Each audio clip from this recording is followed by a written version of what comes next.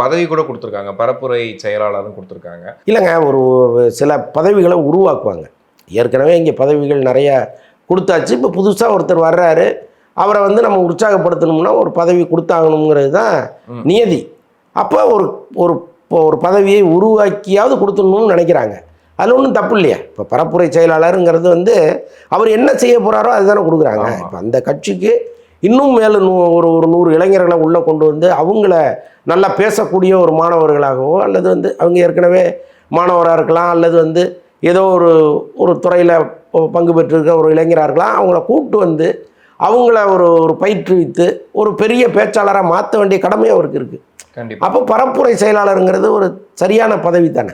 Okay, இனிமேல் சுற்றுப்பயணம் எப்படி இருக்கும் சார்? ஏன்னா நேற்று செங்கோட்டையன் அவர்கள் பேட்டி தராரு, அதில் சொல்லும் போது சுற்றுப்பயணத்தை ஃபுல்லாக நான் ரூட் மேப் பண்ணி தரேன்னு. இப்போ பேச்சாளர் ஒருத்தர் வந்து சேர்ந்துருக்காரு, இப்போ இவரும் அதில் கலந்துப்பாரு. கட்டாயமாக மாறணும். அதுக்காக தானே இவங்களெல்லாம் உள்ளே கூப்பிடுறது. இப்போ நீங்கள் நினச்சிருக்கீங்க நாஞ்சில் சம்பத்துன்னு ஒருத்தர் வந்திருக்கிறாருன்னு. நாஞ்சில் சம்பத் மாதிரி இன்னும் எவ்வளோ பேர் உள்ளே வரப்போகிறாங்கங்கிறத நீங்கள் பார்க்க தான் போகிறீங்க. ஏன்னா இப்போ பல்வேறு நபர்கள்ட்ட பேச்சுவார்த்தை நடத்திட்டு இருக்காங்க. யாரெல்லாம் வெளியில் பல்வேறு கட்சிகளில் முக்கியமானவர்களாக இருக்காங்களோ அவங்க எல்லாத்தையும் பேச்சுவார்த்தை நடந்துகிட்டு இருக்கு. இப்போ காளியம்மாள்லாம் வந்து வருவதற்கு நிறைய வாய்ப்புகள் இருக்குதுன்னு சொல்கிறாங்க. இப்போ காளியம்மாளை கேட்கும்போது கூட நான் தாவைக்காவில் சேர மாட்டேன்னு உறுதியாக அவங்க எங்கேயுமே சொல்லலையே.